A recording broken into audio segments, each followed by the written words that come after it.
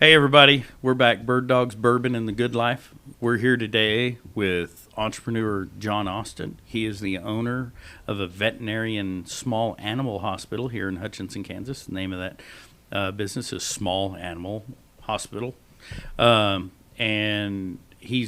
I've known John for a long time. Mm-hmm. It's scary how long. And he's one of my good friends, and he's the only vet I'll go to, and not because he's my friend, but in my opinion, he's definitely one of the best, if not the best, I've met. So, John, say hello to the camera. Hi.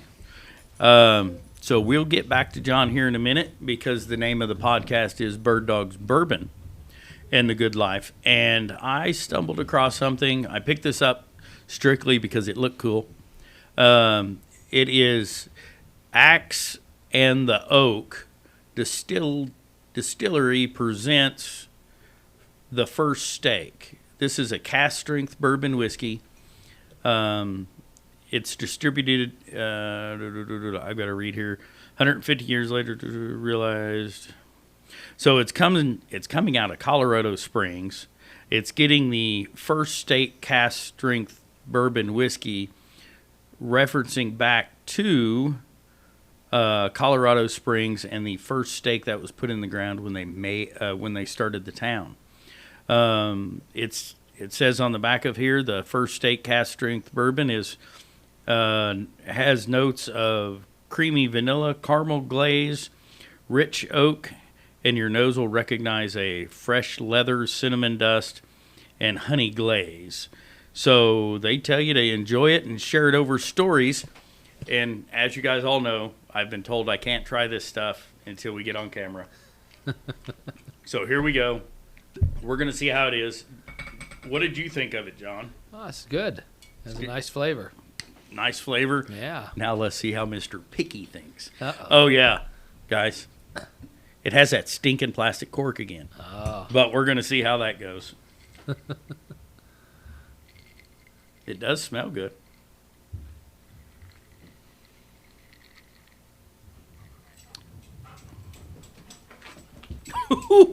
Woo.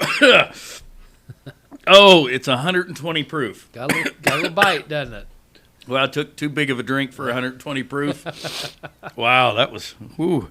It burns all the way down. Yeah, it burns all the way down, That's and then the fuel. vapors that come out through your nose. A little jet fuel. Oh, yeah. Woo. I'm pretty sure I could have spit fire after that. Let's try this again. That was pretty good.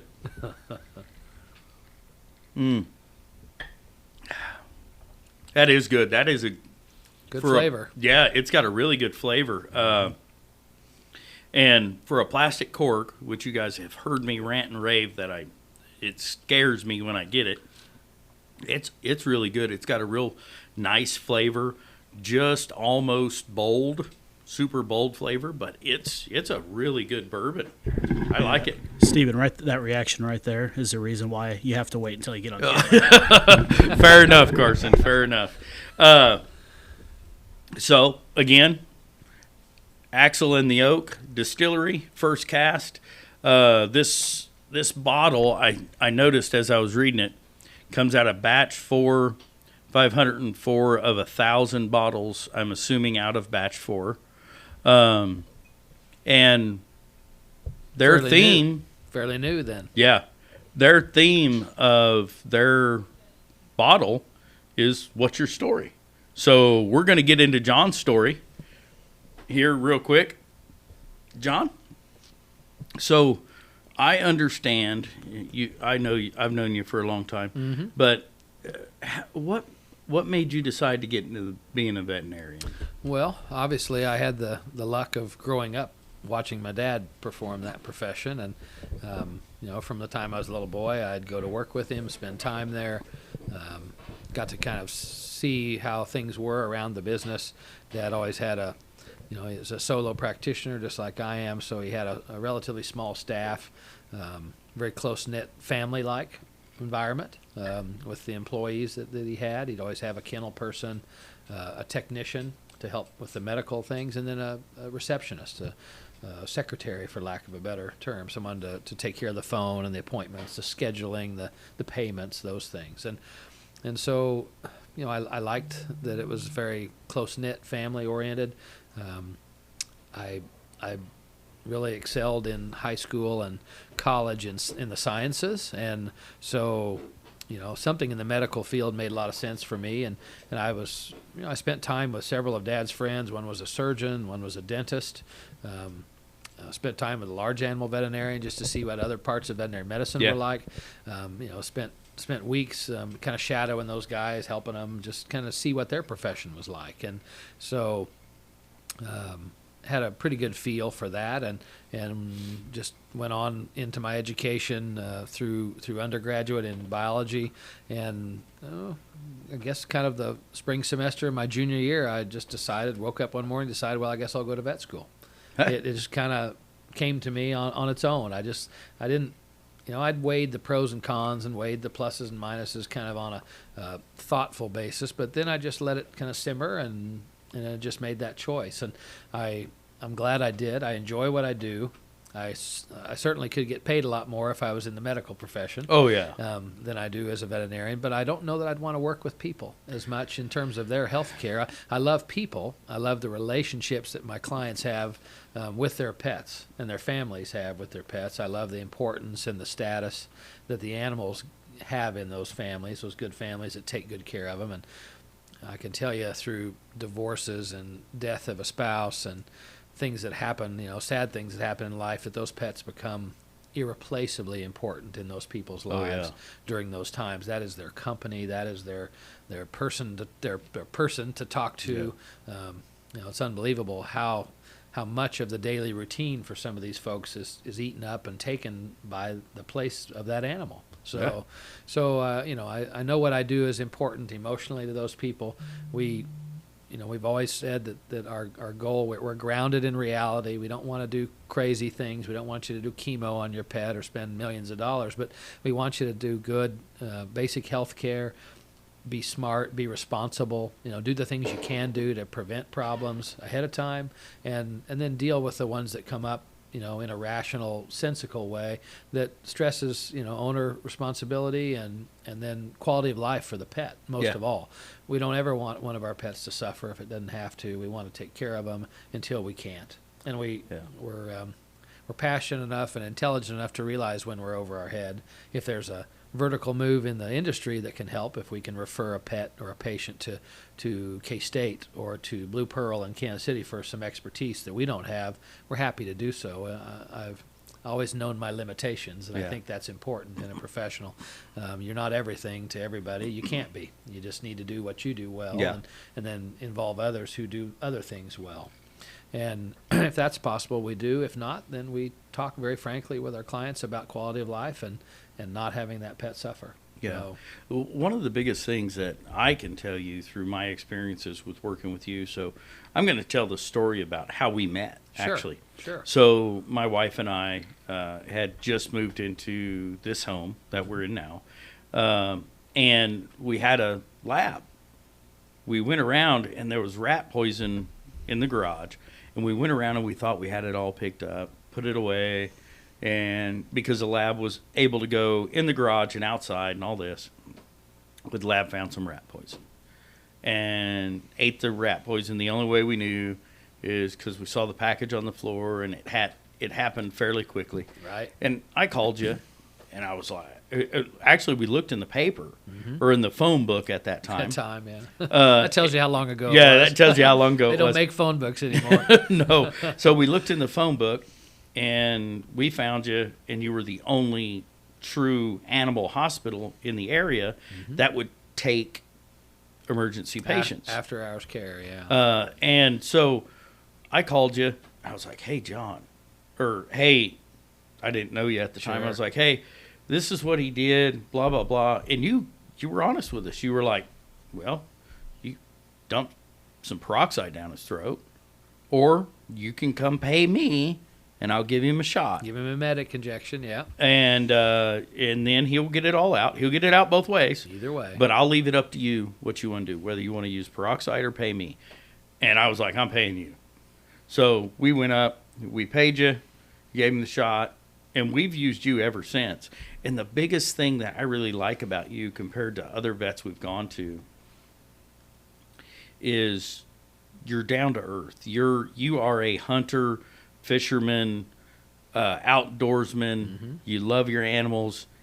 And if we're doing something, and maybe you treat us different because you know us, but if we're doing something stupid, you tell us. Oh, no, I tell everybody. No. I'm an equal opportunity shit giver. I tell everybody when they're doing something stupid. And, not everybody realizes that they're taking a chance or putting their pet at risk. They don't think about it. They just do their activity and not realize. But, I mean, it's my life. It's my job. I've been doing it 31 years. I can't tell you the times, like when someone like you has called me at night or on a weekend or on a holiday and something has happened that they never thought would happen, or a result has occurred from something they were negligent or didn't understand. And then I have to tell them, well, yeah, we can fix this, but we've got to do this, or we may not be able to fix this, and then you're going to lose your pet. And so it's my job, I guess. I see it, and I just, like I said, I'm an equal opportunity teller. I'll tell anyone. Don't care if you're a captain of industry or a bag boy at Dillon's. I'm going to tell you what's best to do. My job is to advocate for the pet. And, I'll tell you what's best to do to help take care of your pet, because everybody loves their pet. Everybody wants them to live forever. They can't. They don't. But we want to keep them around happily and healthily as long as we can. So that's just my job. And if you're doing something you need to change or stop doing, I'm the guy to tell you. Oh, yeah. And I can say over the years I've had a few folks who didn't like that, who didn't appreciate it at the time, and left me or never came back or gave me a few choice words and a Wichita wave. As you I've had that before too, and that's okay. And I hope later when they realize that it was actually good advice, they thought about that or something. Yeah. But you never know. Some people you never get a chance to see or talk to again, and others like you guys become lifelong friends and clients. So. Oh yeah, and matter of fact, I think we've referred numerous people to you. Yeah, and that's the mark of satisfaction. And I always tell my staff and tell other veterinarians I talk to that if your people aren't sending their friends and family to you, you're not doing a good job. Yeah, that's for us. I advertise a little bit on the radio. I do BW, and then I do sponsorships through you guys and through Ducks Unlimited and things. But as a rule, I don't advertise in the paper. I don't do a lot of advertising because we're full. We've got everything we can do because of word of mouth, because people are happy with the job that we do. And that's definitely a very clear sign of you're doing what you should do and how you should do.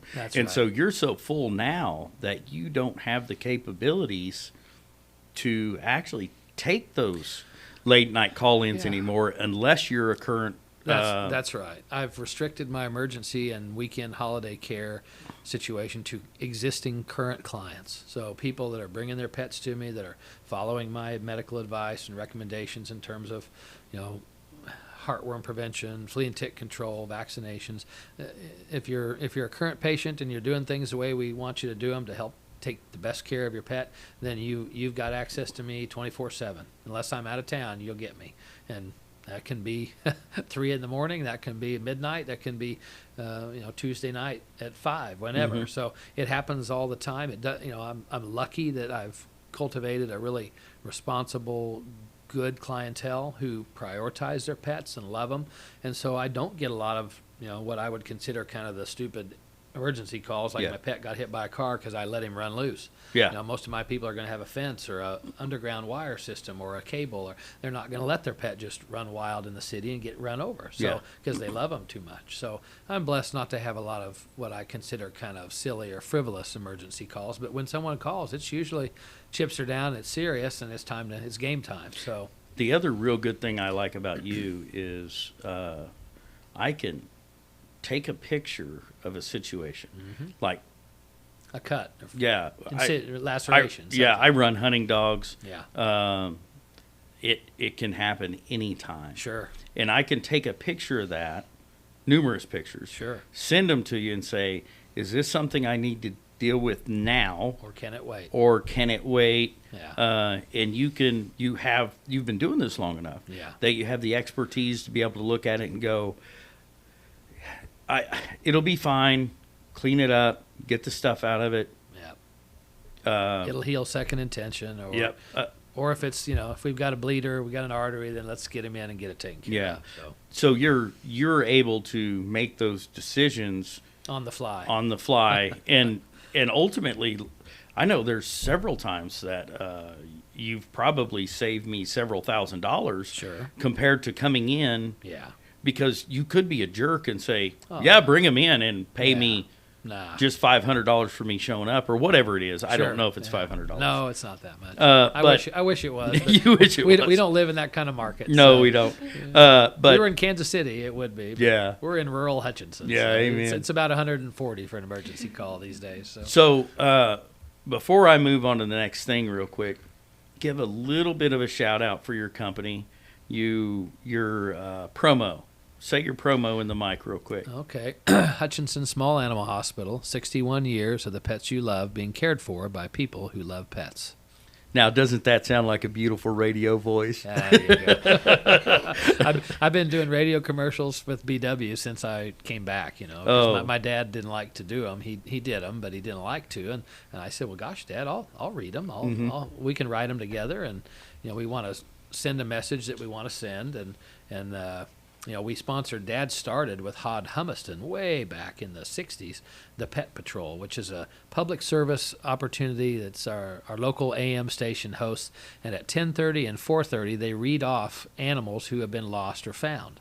And so over the years, before Google and before Facebook and before Apple AirPods and all these ways animals get home now, animals were lost and found, and they would call the radio station and say, hey, I found a Brittany over here at 11th and Halstead, and he's got a red collar but no tag. And then the person who lost him could listen to the radio at 10:30 and 4:30, and if they read off his dog, they give a phone number for the person. So it got a lot of animals home over the years before technology really stepped in. We still sponsor it. They still do it. If you listen to BW, they still read it. Over the years, it got more expensive, and so Dad included Country Junction, which was Dr. Russell, and he included Apple Lane, which was Randy Smith. And now it's just down to Randy and I. Actually, Randy sold his business, so now it's Dr. Erica Miller, who owns Apple Lane, and I, who pay and sponsor for the Pet Patrol. So it's a service that they do every day, 2 times a day on the AM local, the talk radio. Talk radio. And they play some wonderful political stuff on there as well. So, yeah, I'm sure. But anyway, they read that off, and that's a public service that we pay for. And so as a result of that, once a month, and my day was today. Yeah. You go on and you have a 30-minute spot where you interview one of the personalities there, the radio personalities, talks to you about local current event things for pets and about what's going on. Like this morning, we talked about heat and heat stroke and how to be careful with your outside pets during times. I guess we're going to have 100 plus for the next 10 days here in Hutchinson. It's cooking. So I think we were at 105 today. So anyway, that's hard on people and animals, obviously. But so I did that talk this morning, but Dad started that way back in the 60s with Hod Humiston, and that's a service that we have provided and enjoy doing, and so I still do it. So, but that's what those radio commercials are about. Yeah. I sponsor the Royals ball games. I sponsor K-State football and basketball because that's my alma mater. Yeah. So I've had friends who live in Emporia or Kansas City or places, and they say, hey, I was listening to the Royals driving on I-70, and I heard your voice, So it's interesting to hear who hears those commercials. Oh, yeah, it is.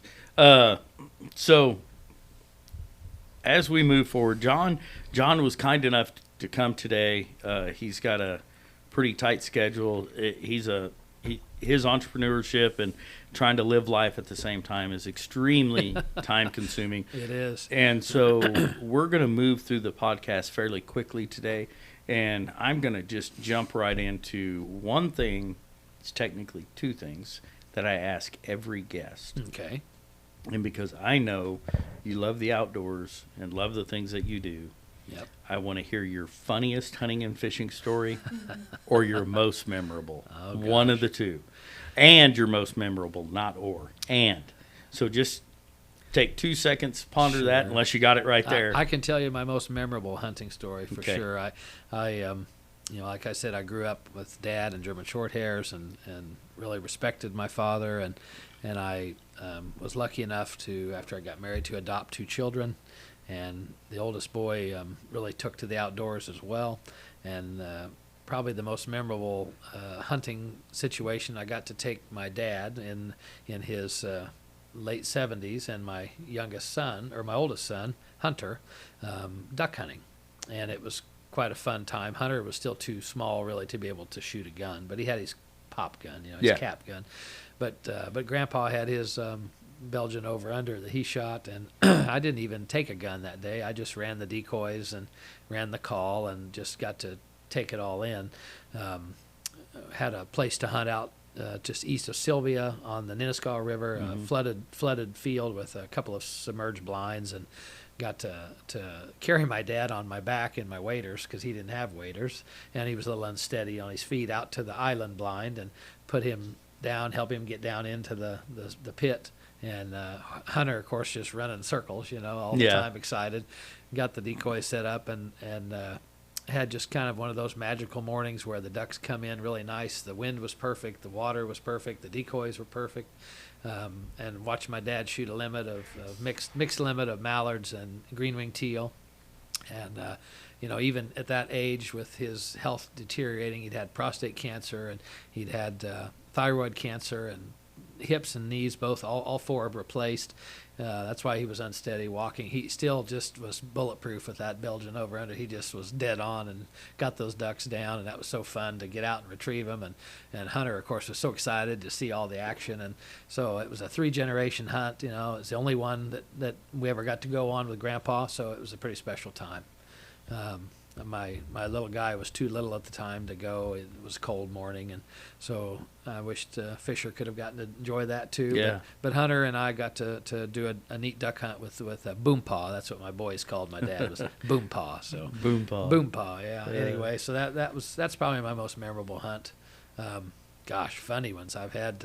Well, know the company I keep. The company I keep. I've tried to drag those 2 into this conversation. You just got it done. Yeah. So I got out of veterinary school and I spent some time at different jobs. I worked in Kansas City for a year.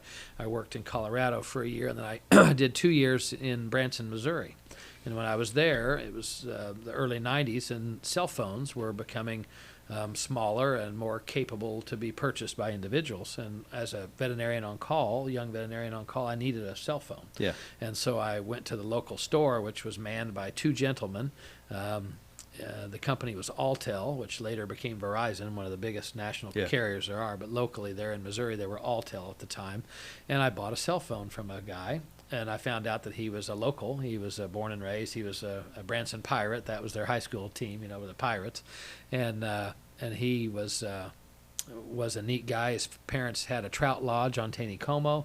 So immediately we started talking about fishing, and then it went to hunting, and it was early fall. So then we started talking about duck hunting, and anyway, we went from buying a cell phone to becoming best friends, and his firstborn son named Austin after me. And so anyway, I was in his wedding, and just a great friendship forged over shared interests in the outdoors. Yeah. And he is a hunting, fishing fool just as bad as me, and maybe worse. Yes. And ornery and adrenaline junkie, and just I'm talking about Larry Thrapp. Oh yeah. And there was no question. Yes. There was no question. And he and his wife Kim have 3 sons, and great folks there, and they live in Ozark, Missouri now. But at the time, he was living out on the shores of Table Rock Lake in Branson. So anyway, we forged a quick friendship and got to spend lots of time competitively fishing and enjoying some really great in the woods duck hunting in Arkansas style, where you're standing in water about to your waist in the trees, and you got decoys out in front of you, and the ducks are coming down and landing. And anyway, had some marvelous hunts and had some great times. And one of his good friends growing up, Chris Spears, another gentleman from the Branson area who still resides on his home place, where his dad was, another good family man. Yes. Wife and daughter. And anyway, all dog owners. Larry actually called me early this week and started his Monday really terribly. He had to put his old lab gunner to sleep. Oh. That was his money. 7:45, and he'd already been to the veterinarian to put him to sleep because he was suffering. So anyway, we share all those interests and loves and passions with the outdoors and our pets. And so, anyway, so some of my funniest fishing story really doesn't have to do with fishing, but we were in Colorado with Larry and some other folks fishing for kokanee salmon at Almont, Colorado, which is between Crested Butte and Gunnison. Okay. It's a small little postage stamp town with some cabins and a post office. But we rented one of these cedar kind of wood cabins, a big one sleeping dorm with bunk beds. And so here are men from their 30s, early 30s to 70 fishing. And and Larry was not able to drive up to make the drive. He and another guy flew to Denver, rented a car. And somewhere between Denver and Almont, they ran on a stand that was a roadside barbecue stand. And they had some baked beans, which turned into a disaster. No. So anyway, so the fishing was wonderful. We all caught lots of salmon and took a lot of salmon home. It's a hatchery situation where once the fish pass the turn in the river to go up to the hatchery to spawn, if they go on up the river, they're just going to die, and the nature will take care. So then you can take them. If you catch them in the hatchery bend of the river or below, it's catch and release. But once they miss the turn, then you can have them. So we of course fished up there because we wanted to take all the fish home we could back to Kansas and to Missouri. So anyway, but Larry and the other gentleman, his name was Terry Russell, the love muscle. We called him the love muscle. That's what he called himself, really. But anyway, they found this roadside barbecue stand and had brisket and some baked beans, and the baked beans turned into a disaster for the rest of us for the first night. Anyway, so goodness! That's one of the funniest stories. Is them literally fumigating that shit, and it was a small cabin. Those two fumigated, and the rest of us had to go outside. It was so terrible. So that's probably one of the more fun moments that I had. But we all had great fishing, and the days were beautiful. And August in Colorado is beautiful. It's warm enough to enjoy, but the nights are cool. And anyway, fun fishing. Larry and I also went to Alaska to fish. We floated 3 rivers for a day each, trying to catch the big salmon. We took his oldest boy, Austin, on that trip, and we went out on the bay and caught halibut and cod one day on a big stainless steel boat. Saw whales, saw all kinds of things. But that was a great journey way up north for a few days, too. We went in June, and it never got really dark. It got kind of dusky from about 3 to 5 in the morning. But other than that, it was stark daylight. I'd never seen anything like it. I'd never been up there. And when we landed at 10 o'clock at Anchorage, we got a rental car, and we drove to our hotel. And on the way, we went past some ball diamonds, and there were a bunch of Little League games happening. And we drove by a golf course, and every hole had a team or two playing golf. And it was 10:30, 11 at night. And my watch must be wrong. I didn't get the change. I didn't get the transfer of time zones right. We got to the hotel and walked across to a restaurant. It was after 11. We sat down. Families, little kids. In Hutchinson, if it's 11, they've rolled up the sidewalks. Everything's boarded up. Everybody's asleep. Yeah. And so I asked the waitress. I said, "Is it 11:15 at night here?" She said, "Oh yes." And I said, "What are all these families doing?" Well, the golf course was full. They're playing baseball. She said, "Oh, it's summer in Alaska. You gotta get your most out of it because all winter long it's dark 20 hours a day. So everybody just burns the candles at both ends during that time." But anyway, that was a fun experience that Larry shared with me, and we had the only person to actually land one of the giant salmon was his son. And sadly, it was notched, the tail or the fin was notched so that it had come from a hatchery, and you can only keep those on like Tuesdays and Thursdays, and he caught him on a Wednesday or Friday. Oh. And so we didn't get to keep it. We ended up buying some king salmon and took it home, but he's the one that got it to the boat. I hooked one and got it up to the top where everybody could see it, but it snapped off. So anyway, but we did catch a ton of cod and a ton of halibut, and that was fabulous fish. So those are a couple of good stories. That's one of the things that fish out of Alaska, they seem to taste so much cleaner. I can tell you that we caught those fish. We went back to the bank. The guide and his helper cleaned them right there on a big cleaning station, like you see, kind of commercially. We got everything ready. We bagged it up, and we went right to the locker. And at the lockers, they flash freeze these things to like 150 below. Oh, wow. And so all the moisture, everything it just becomes an instant ice cube. I don't know what they do it with, but they call it flash freezing. And then you rent for the night a locker space that's just a regular freezer with a padlock, and you get the key. And then the next morning when you get up and head out to the next town, because we were moving town to fish on the river, then you could just throw it in your cooler and take it with you. And when you get to the next town and finish your fishing for the day, then you put that fish in the locker with any new fish. They've got it down to a system. It was amazing. So every town had one of these ice locker places where you could rent a freezer space. That's and they pretty could cool. flash freeze your fish. So they took great care of the meat, and we got it home. It's a 23-hour flight travel scenario to get home from Anchorage to Hutchinson. And when I opened that cooler, it was hard as this table, still frozen Really? solid. And when I would thaw it out, then it was just fresh and perfect, and like you said, just absolutely clean, flaky white, thick cod meat and thick halibut meat. It's incredible. Yeah, I have a friend that went up to Alaska last year, and he donated some halibut for the cooking classes Pheasants yeah. Forever does. Oh, I bet that was fine. Yeah, meat. and well, and a lot of people know, if you donate the meat for the cooking class, Yeah. you come to the cooking class for free. There you go. And then I cook your food for you. Perfect. And you get to sit there and drink all the drinks And enjoy the moment, yourself. yeah. And between my wife and I, we typically have one more member there. We You take good care of us. cook you a complete Yeah. meal. We're well tended. Yes, very well tended. So, because we're feeding you booze, we also feed you food. That's right. That's right. So, what'd you think of the ribs? The ribs were fabulous. Very moist. Great flavor. Love the flavor. Those were just dripping wet. They were good. Oh. I've had tough, sinewy, dry ribs before, but that's not what these were. These were great. No, I like telling this story, so I'm going to tell a little story on. Sure.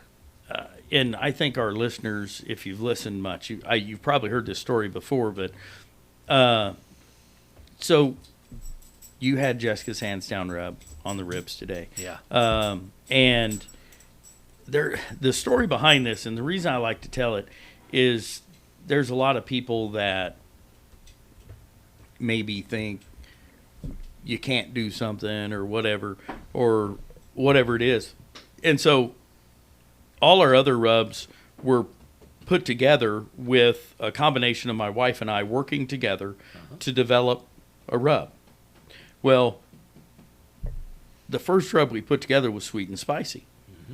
And my wife and I, that was the rub that we didn't 100% agree with everything that was supposed to go into it. Right.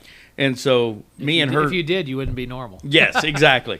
And You so did say your wife and you, right? Yes, my wife and I. Agreeing is not always the same. No, it isn't. And so we worked through it. We got a rub that we both would put a check mark on and say, this is a good rub. Well, about a week later, after that, she's like, I can do better. And so she sat down, she put it together. I'm down here working. This was during COVID. I'm down at the desk working away. And she comes down and says, try this. And I was like, what is it? She said, just try it. So I tried it, and I was like, hey, that's pretty good. She goes, I'm going to cook it on some ribs or something. I can't remember what it was. So she cooked it, and she come back down, and she gave it to me and tried it. And I was like, oh, this is really good. It starts off great, and it ends with a fruity flavor at the end of it. And so that rub, I have no input on whatsoever. Sure. And she developed that thing all 100% on her own. So that's why it's called Jessica's Hands Down Rub. Yeah. And we sell more of that rub than we do anything else. Well, that's good. Yeah, it's a good one. We just got our shipment in of Spinks Ranch beef rub. So our beef rub just came in today. So we'll have that on the website as well. You also have had the opportunity to come out with us hunting some upland game. Yeah. And I know that your boys have had a heck of a good time. They've had a lot of fun, and Larry and his boys, too. Oh, yeah. So, Larry and his boys, and Chris was down. Yeah. So I'm going to tell a story on your son. So you called me, I think you called me on a Thursday or something and said, hey, do you have an opening this weekend? I was like, yeah, I do. And so your boys come out, we get set up, and they look kind of rough when they got there. And so I'm like, guys, I'm going to let you decide. Do we want to go nice and slow and have a pretty long hunt? Or you guys kind of time restricted and we can have a very fast pace hunt because it's placing birds. We place birds out. And I said, I can place them so we hunt all day, nice slow pace. We'll get the birds, or we can be done in 2 hours. What do you guys want? And they're like, well, we'd kind of like to be done in 2 hours. I was like, okay, you need to understand we're going to be clipping, right? We're going to be clipping. Yeah. Well, I did not know they were up all night drinking. The young hunter and his friends, Yeah. his fraternity brothers, Yes. had a big night. Yes, they had a pretty big night. And so I get them out there. I get the first line of birds up. I'm like, okay, I let the dogs go. I was like, we have to keep up with the dogs. Yeah. The grass is short. The birds are going to be running. If we don't keep up with the dogs, No, we'll miss them. Yeah. we're going to miss them. And I'm not pulling the dogs back. So normally if it's a nice slow-paced hunt, I'll pull the dogs back a little, let the dogs pull point at a further distance. Right. Well, this, we're clipping. I mean, we're clipping. By the time we are done, I'm pouring with sweat. So these poor boys, by the time we get the first pass done, one boy, we got to the end, and he was down on his knees. He was blowing chow. And the bad thing is, He's paying the fees for the night before. Yes, he was wasn't paying the fees. And the bad thing for him is I don't think they ate before they came. Probably not. And so it was the dry heave mornings. Oh, yeah. And it was pretty painful. And so what did I do as Brought back old memories, didn't it? Yeah. When I was young and dumb, I Yep. did stuff like that. Oh, yeah. So what did I do as a gracious guide? I took pictures and sent it to everybody. That's right. That's right. Check this out. Check this out. Check these idiots out. Look at this. Yeah. So I kept it in that group, but I Sure. sent it to them all. And Oh, yeah. so we did another round. But I'll tell you what, they're really good shooters. They were Safe. all very safe. Smart. Yeah. They had a very good harvest out of that hunt. I think I sent you a picture of them Yes. at the end of that Oh, yeah. on the tailgate. Yep. They were very, very well-mannered young men. They did a great job. Good. Uh, Just paid a little price for their nice Yeah. nice debauchery. oh, yeah. Yeah. They definitely paid the price for that. The one thing that I want to hear is I've heard lots of interesting stories about Mr. Larry and Chris. Mm-hmm.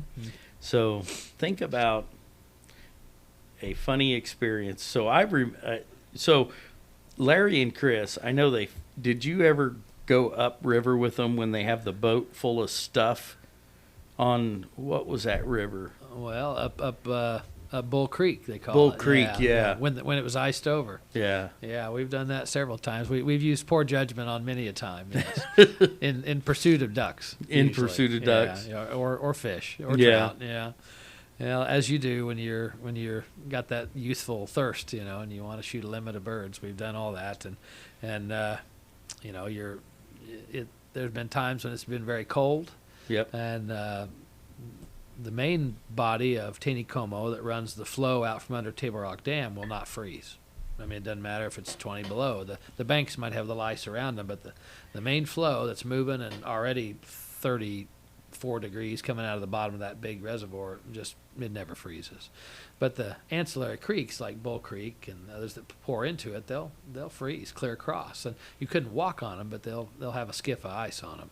And so some of those early mornings we've been running up, and then the front of the aluminum boat starts to get up on the ice a little bit, and we're weighed down. Got a Labrador in there and decoy bags and all kinds of stuff. So it's a little exciting.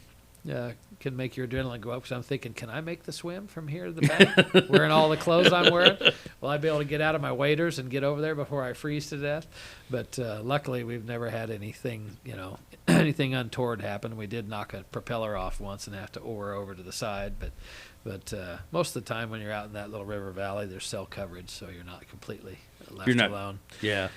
The most frustrating thing for me happened one morning, and they get a kick out of telling the story every time because of what happened after. But I was waiting out to get we didn't have a dog this day. Larry's dog stayed home because his wife was babying it because it had hunted pretty hard the day before. And it was one of those really cold, like 5 degree, too cold to be out, but we're stupid and young. Yeah. So we were out and had a group of maybe 4 or 5 guys, and trucks parked up on the road and walked down through the brush to the river bottom. And we had success. We knocked down a few ducks, and I was wading out. The river would drop off, and if you had chest waders, you could just get out there, where the water was pretty close, a couple inches from the top of your waders.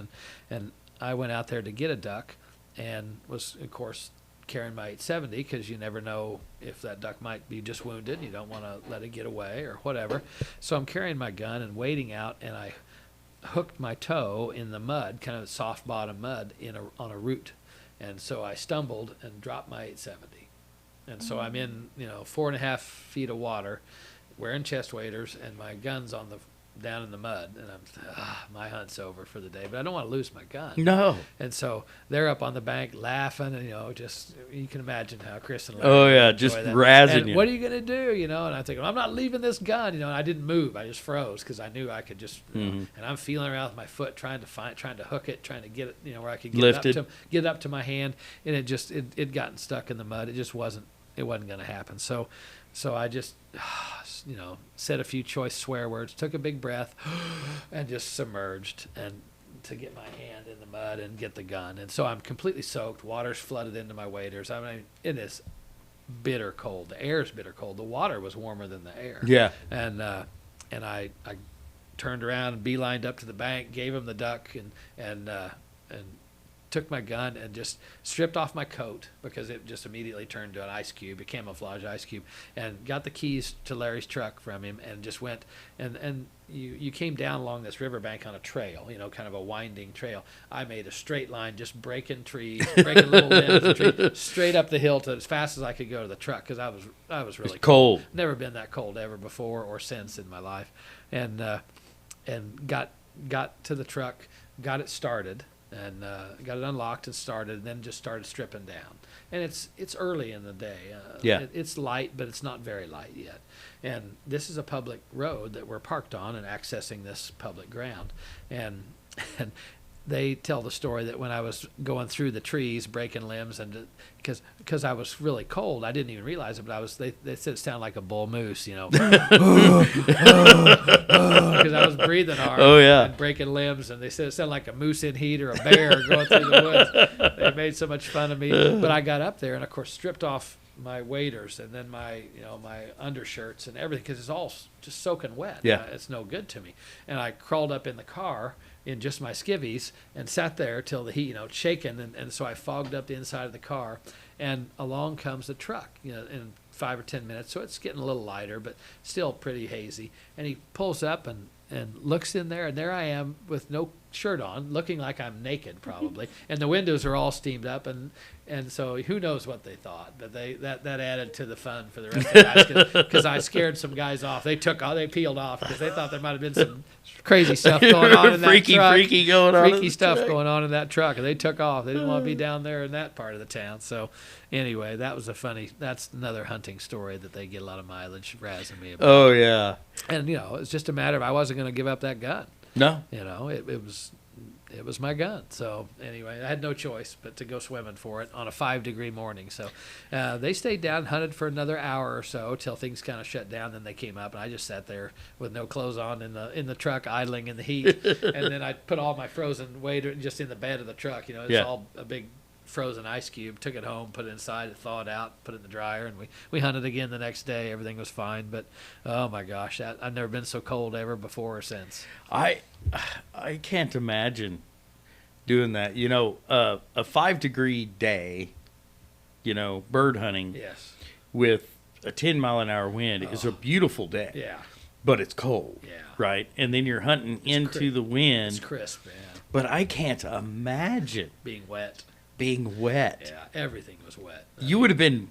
It was probably more comfortable just to barely poke your head out and Yeah. stay under the water. Yeah, just to breathe through the nose because the water was at least 34 or 5 Yeah. degrees. You know, the Yeah. air was sharp. It was Yeah. cold. Ooh. I mean, and that the clothing just became hard, like you can't imagine. Just stood up on its own, just instantly. Yeah. You know, just became a frozen ice cube, a camouflage ice cube. So. And if you wouldn't have been hustling, it would have got real tough to walk. Yeah. I was moving, and the neoprene. At least my body heat kept the neoprene flexible. You know, Mm-hmm. although there was water in it. When I took them off, I held the boots up. All the lake water came out. There's no fixing that. You know, No. you just got to go. So, and they got a lot of mileage laughing at me. The sound I made going up the hill. They said, sound like a bull moose breaking trees. I said, well, I was a bull moose. I was trying to get up there before I froze to death. Yeah. You just can't imagine how that. You could see how if you fell in the ocean off a ship, or you just hypothermia would get you so fast. Yeah. So dangerous stuff. I was in good company and knew I'd be okay no matter what happened because I had my friends with me. Yeah, so and they would have jumped in. they'd and have saved helped you me one way or if the I other. needed help. They'd have helped me. Yeah. But they just got a lot of laughs out of it instead. But just so. like good friends, Yeah. they're going to torment you. They let me suffer a little bit until first, they need have to help you. Yeah, that's right. Yeah, they let me take care of it myself because I was able to. So. So another little story on those guys is, what is their fishing motto? Their hunting mottos, if it flies, it dies. Yeah. Which I always tell them, no, brown pheasants do not die. We cannot shoot brown pheasants. So we've had a lot of laughs about that. But what is their fishing motto? Their fishing motto, if you don't catch anything, you'll at least catch a buzz. Catch a buzz, yeah, Yeah. that's right. I think they've got that on some koozies, don't they? Yeah, they do. Yeah. Lucky Larry's Guide Service. Yeah, that's right. Even if you don't catch any fish, you'll still catch a buzz. Yeah, That's right. and they when my wife and I go, they're such funny guys. And good hosts. They Yeah, take good care they're of very good hosts. Yeah. And you catch a lot of fish with them most of the time. You can, that's right. Unless obviously a storm system moves in like that. Yeah. But they will. Unless they get you drunk where you can't even cast a damn pole. Hey, we call Chris Dr. Feelgood. He can sneak up on you. You got to watch out for him. Yeah. So the rule for several days. So we've gone down several times, and we Yeah. typically stay a couple days. Yeah. And the rule is we'll start fishing, and if we don't catch anything, my wife Jessica has to drink. Yeah, she's the good omen there. Once Because she drinks, every time she drinks, we catch start fish. catching fish. And so there have been some situations that where Larry and Chris will just add on, come on. Come on. And before you know it, you're past where you meant to be. Yes, it happens quickly, doesn't Yes, it does. But we've caught a lot of good fish with those guys. They're real fun guys to be around. Yeah. The other thing I want to talk about is your sons. They play football. Mm-hmm. And you have donated items for the football Auction. Yeah. To raise money Salt for Hog their football auction every year. Yeah, Yeah. I've donated a shotgun to that auction for maybe 4 years now. Yeah. Had some good luck with some Italian guns, the field guns. It's even though it's for football, it's for a public school system, Yeah. and so you can't. I didn't feel comfortable donating anything that was military looking or No. blacked out or camoed up like some of us hunters like Yes. things. So I just donated a very traditional blued steel, pretty wood Yeah. gun, and I've done a couple of Weatherby, and I've done Italian brand. The name escapes me right now, but it's Fiocchi? Fiocchi, Fiocchi. yeah. And they're semi-automatics, always 12 gauge usually, and lighter in weight, kind of more of a carry gun for pheasant hunting Yeah. or quail hunting. And boy, those have gone fabulous. So many things at that auction are geared because the committee that does it is mostly wives, mostly Yeah. women, and so many of the items in the auction are really geared towards women buyers, and so there aren't many things other than some barbecue grills and, Yeah. and some sports stuff that are really pointed toward the men, and so the men bid that shotgun up really well because they all want something. They want to take something home too because they're buying jewelry or a basket of hair care or something like that, or a a massage certificate for their wife, and they'd like something to go home for them too. And so the gun really goes well there too. So Yeah, and- it does. And you donated to Ark River Pheasants Forever. You donated a Browning Maxus 2 to that chapter Yep. for what they call their crown game. Right. So what we do is, so there's a game that we do that's live auction, and that Maxus 2 actually brought in double the money That's fabulous. for that chapter, and that chapter does a lot of events for youth and things Right. like that. Youth hunts and Matter of fact, the chapter has just now set up a golf tournament, September 24th. okay. And it's at Crazy Horse Golf Course. Up north of Hutch, yeah. Yep, up north of Hutch. So you've just all together, you sponsor radio station. You sponsor Ducks Unlimited. You sponsor high school football. Yep. You sponsor Pheasants Forever. Pheasants Forever. So one of the big things that a lot of people don't understand is in your veterinary office, you also sell dog food. Yeah. And you sell joint supplements and things like that. Right. And when you purchase those things, now I'm going to dive into the entrepreneur side of your Sure. business. Sure. When you sell those things, and you to be able to sell those things, you have to have those things on your shelf. So what people don't realize is when they don't buy from you, and they go buy from the big box stores or the Or online online, right, services right. or whatever, you're carrying the cost of these things, and then you have to pay taxes on your inventory. Do, yeah. Even though you purchased it, it's sitting there, it's not moving. Right. You're going to have to pay tax on it when you sell it. Sure. But then you have to pay tax on it because it's sitting there. Right. Right. So it's very difficult as an entrepreneur to be able to balance that inventory, isn't it? Well, you have to be clean. You have to be smart and not have too much. You know, Yeah. You want to have what you need. I've been lucky that I've been able to find, and for me, the gold standard is, does it work? Does it do what it's supposed to do? Yeah. Because I can't, in good faith, look a client in the eye and tell them, you need to buy this for your pet, and not have full expectation that's going to make a difference and help. Yeah. And so I only have things that I know are reputable manufacturers, reputable producers, and that work, that have results. I'm a very results-oriented professional in terms of when I say something's going to do something, it has to do it. And most of the products that I've looked into and got have honored that and done very well. Been very happy. And I did have a flea and tick medication one year. It's been 10, 12 years ago. That was part of the newer technology. It was a topical product at the time. Now things are oral, but things were topical at that time. And it was made by a good company, by a reputable drug company. And I just had done some research and thought this will be better, because it was a flea and tick combination product, one of the first ones to do so. Ticks are hard to kill. They're very tough insects. They're just fleas are easy to kill. It's just hard to manage their reproduction. Yeah. But because they have babies so fast you can't stop them. But ticks are a little harder bug to kill. And so this was one of the first ones. And I got it, and I got a fairly good supply of it so I could use it for my clientele that spring.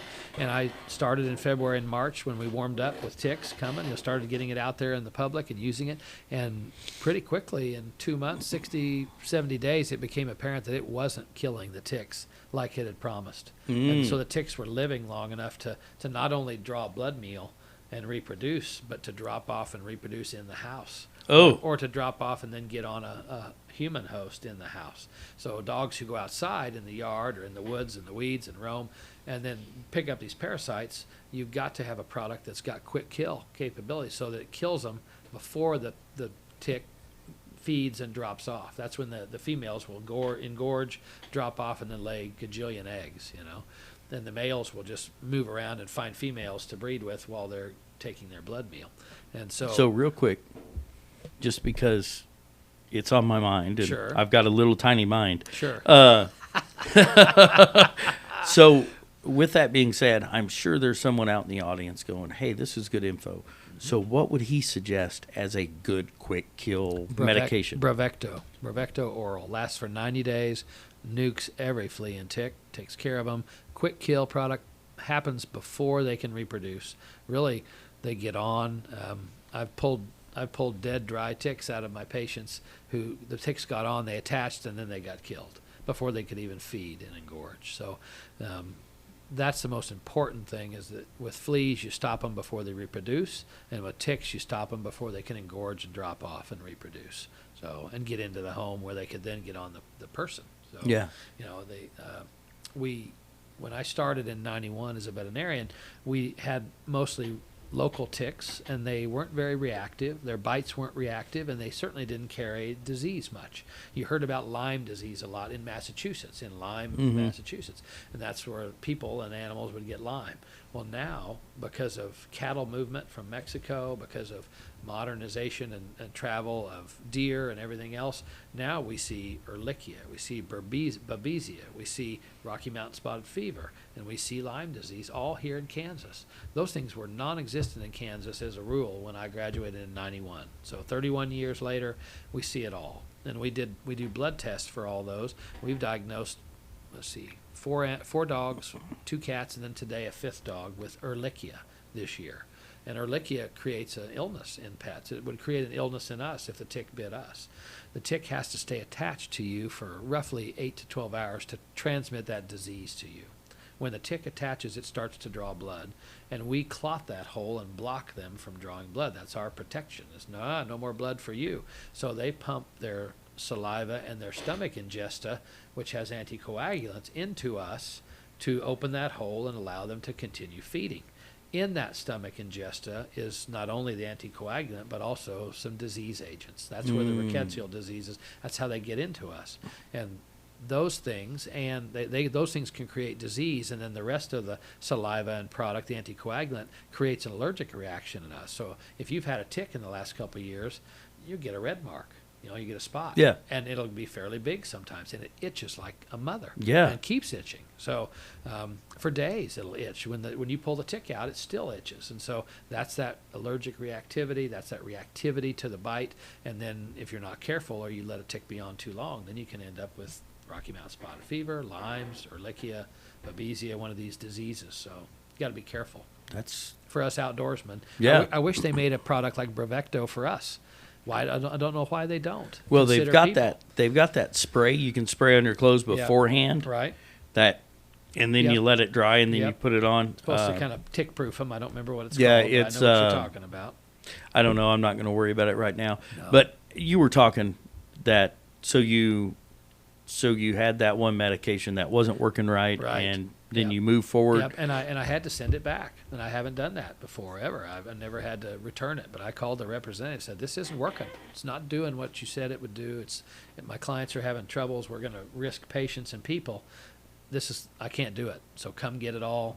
I want my money back. You can have it. I'm going to go a different direction. So I had to go a different direction that year for the rest of the year, and. So that's the kind of thing that you don't want to happen, but I've only had that happen once, and most of the rest of the time I've had good products and good results. And right now we're loving Bravecto, which is an oral chew that they can take, and it lasts for a dog who's 6 months and older, and it lasts for 90 days. We have a 1-month chew for puppies and younger dogs that only lasts 30 days, but you just have to take care of that cycle when your pets are out and the ticks are around. So I know we had a late season hunt, and we had all our dogs out, and I actually ended up having to take one of my dogs to you because she was down with something, and it turned out to be a tick issue. Yep.